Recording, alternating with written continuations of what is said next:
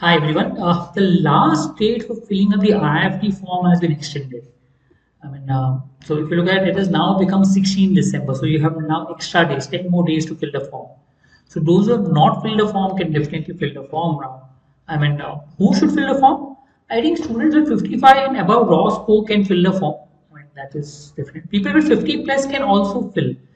I'm not sure about what a personal cutoff would be, but there's better to be safe than sorry. It should not happen that later on you realize that, oh, I should have filled a form, but did not fill the form because I didn't realize the cutoff.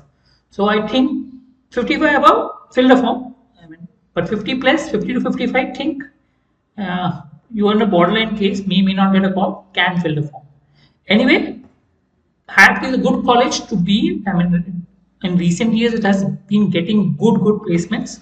So I'm sure if you're interested, do fill the form. Yeah, thank you.